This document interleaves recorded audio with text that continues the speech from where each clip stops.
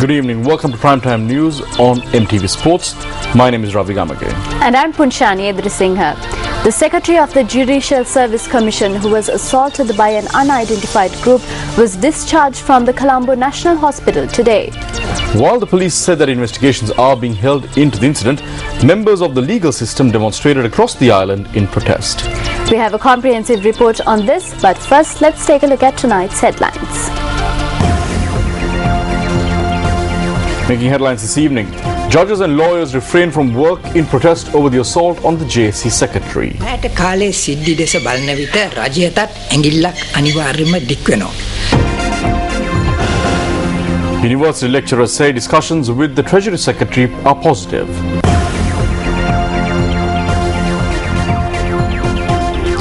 "23 Grade 1 officials in education administration conferred the title of Honorary Colonel." And former Maldivian President Mohamed Nasheed arrested.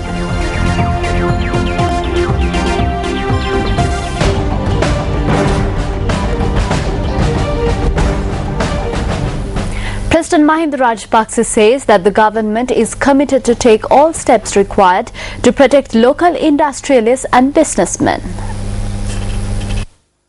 The President said this during a meeting held to obtain views and proposals of those in the construction sector for the 2013 budget. The meeting was held at the Temple Trees today. Among the topics discussed was the shortage of experienced labourers.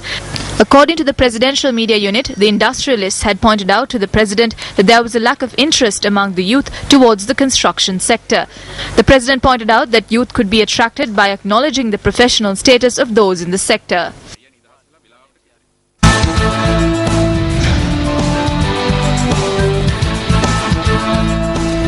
Discussions were held today between the Secretary to the Ministry of Finance and Planning and the Federation of University Teachers Associations, or FUTA.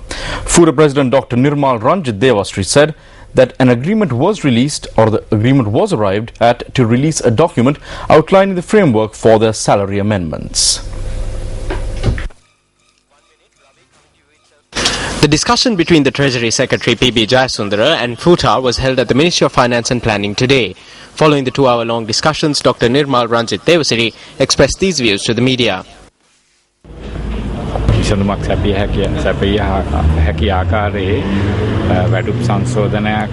The Treasury Secretary promised to issue a document regarding a framework for amending salaries in order to resolve the issue.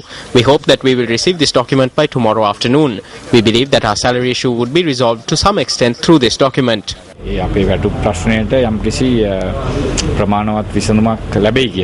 Dr. Nirmal Ranjit Devasri added that once the document is submitted to the FUTA membership, a decision will be arrived at regarding the strike action. Over the weekend, university lecturers held discussions with Minister Basil Rajapaksa regarding the other issues faced by them and the education sector in general. They met the Treasury Secretary today to discuss their wage issues based on agreements reached during the discussion with Minister Rajapaksa. FUTA says that discussions held thus far have been fruitful. While FUTA speaks of positive developments in ongoing talks, Minister Bandula Gunawardena says that a group of university lecturers commenced advanced level paper marking this morning. According to the information given to me by the Commissioner of Examinations, a vast majority of university lecturers have commenced paper marking this morning. We requested these lecturers who set the paper to mark the papers themselves and complete the process. The Minister of Education expressed this view at a function held to lay the foundation stone for a new building in the Tissa National School in Kalutara. Speaking at an event in Tissa Maharama today, UMP Deputy Leader Sajith Premadasa warned that the education sector was heading for another crisis, with A-level paper marking being marked without university lecturers. උසස් පෙළ විභාග ප්‍රතිඵල ගියවර අවුල් කරගත්තා. විශ්වවිද්‍යාලයට යන දූ දරුවන්ගේ They made a mess out of the process to admit children to grade 1. They made a mess out of the grade 5 scholarship examination. Last year's A-level results also ended up in a mess. The process of calculating Z-scores for university entrance was hindered by this government. Now what they are trying to do is ruin the future of 278,000 students who sat for the A-level examination by carrying out paper marking without the supervision of the university lecturers. I would like to question the government whether they are carrying out paper marking under the supervision of the Cabinet of Ministers. මේ ආණ්ඩුවේ ඇමති මණ්ඩලයේ අධීක්ෂණය යටතේද අද උසස් පෙළ දූ දරුවන්ගේ උත්තර පත්‍ර ටික බලන්නේ. Against this rather concerning backdrop in the education sector, 23 Grade 1 officials of the Education Administrative Service were conferred the honorary rank of Colonel today. The investiture ceremony was held at the Ministry of Defence this morning. The ceremony was held under the auspices of Defence Secretary Gotabaya Rajapaksa. The presentation of rank insignia was done by Director of the National Cadet Platoon, Major General Gamini Jayasundara. Thereafter, the honorary colonel positions were conferred by Defence Secretary Gotabaya Rajapaksa. Principals of Ananda College, Nalanda College, Royal College and Visakha Vidyalaya Colombo and principals from key outstation schools were among those who received the honorary title.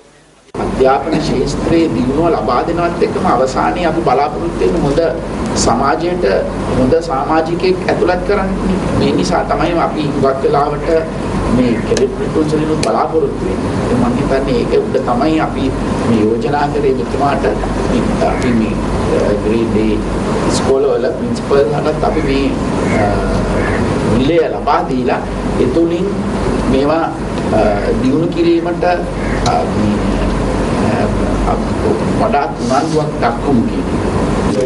These principals were conferred the title of honorary colonel in recognition of the yeoman service rendered to the National Cadet Platoon. According to the National Cadet Platoon, the principals attended a 6-day training course at the Ranthambore training camp and they will participate in various training courses from time to time. In other local news, Southern Province Minister of Fisheries D.V. Uppal says that he will submit a written notice to the Defence Secretary regarding the alleged assault of fishermen in 2 villages in Mirassa and damage caused to their property. A group of officers from the Mirassa area headquarters of the Sri Lanka Coast Guard are alleged to have carried out the assault and damaged property. A demonstration was held this morning to protest this attack. Area residents charged that about 20 officers dressed in civvies carried out this attack last night. The victims are residents of Harbour Road and Mihiriwella Road in Mirissa. We heard a sound while we were watching the match and came out to see what was happening. Then we saw these people carrying poles. They attempted to beat us as well. I pleaded with them not to beat me as I had just returned from sea and did not know what had happened, but they just kept beating us. The Coast Guard officers assaulted one man and I helped him to his house. At that point they came here and assaulted both of us. That person is currently in hospital. We were also wounded. My teeth have come loose.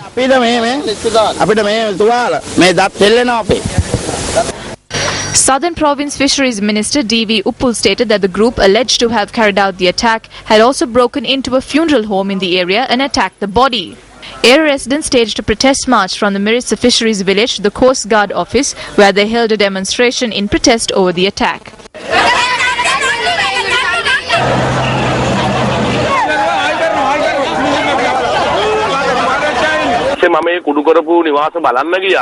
I went to see the homes that were attacked. There is massive destruction. Shops, homes and vehicles have been damaged. It is not good that such an attack was carried out by security personnel.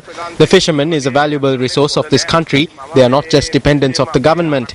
It is a big mistake for security officers to assault this group. I will be sending a letter regarding this matter to Defence Secretary Gotabaya Rajapaksa today. It is not enough to simply hold an inquiry. An inquiry must be held and punishment must be meted out.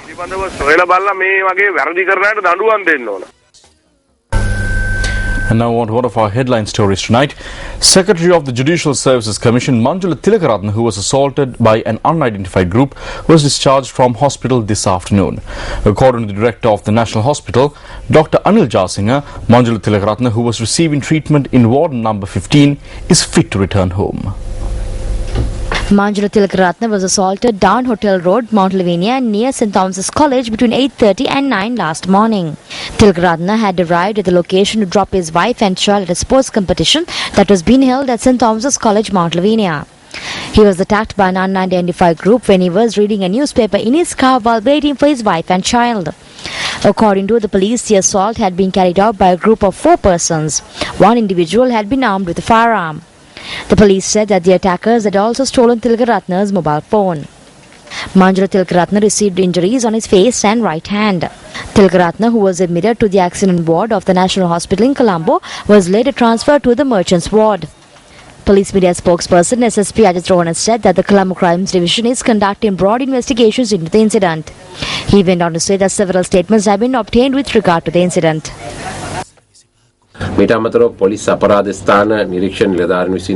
Crime scene investigation officers have also submitted their reports in this regard. The Colombo Crimes Division is continuing its investigation. We also plan to analyze the phone calls that were received. We are due to record several important statements today as well. However, investigations are continuing.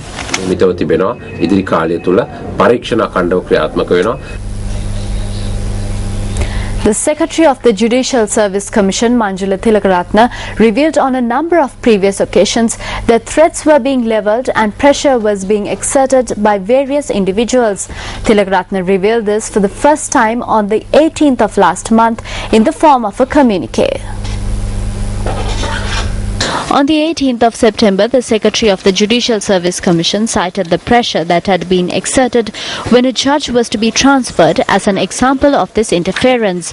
The communique also stated that the Secretary to the Commission had focused his attention on the baseless criticisms and allegations targeting the judiciary of the country. Through this communique, Tilakaratne pointed out that the aim of these conspiratorial forces was to achieve their own narrow ends by destroying the independence of the judiciary and the rule of law. 10 days after issuing that communique, Manjula Tilakaratne made this statement to the media. First, I must state that I reject the malicious, baseless and false allegations that have been levelled against the Judicial Service Commission and myself as its secretary. I see the communique issued by me on the 18th of September as the main reason for this malicious mudslinging campaign. Also, I must state that the officials who hold the highest positions in the judiciary and their families, ourselves and our families, are now all at risk. Were steps taken to provide adequate security to the Secretary of the Judicial Service Commission? Manjula Tilakaratne Mahatata Disa Vinisuruvarekuta Mahetatvarekuta Sapena Arakshav. Manjula Tilakaratne was provided the security that is provided to a district judge and magistrate under the police circular. We have deployed 2 armed police officers at his house on 24-hour duty. He has also been given a security guard. However, it is reported that since it was a holiday, the bodyguard was not with him. It has also been reported that this security guard has been with him on other occasions. Until now, we have not been informed about the necessity to provide him with special security. ඔහුට විශේෂ ආරක්ෂාවක් ඉල්ලීමක් පිළිබඳ මෙතෙක් අපිට දැනුම් දීමක් කරලා තිබුණේ නැහැ. Meanwhile, the High Court Judges Association has condemned the attack on the Secretary to the Judicial Services Commission. The communique bearing the signature of the chairman of the association, Shiran Gunratne, states that this cowardly attack against an independent officer raises questions regarding the independence of the judiciary and the responsibility to establish rule of law. The High Court Judges Association, while noting that this violent act was an attack on the entire judiciary, requests the relevant authorities to take urgent and meaningful steps towards bringing the criminals before the law.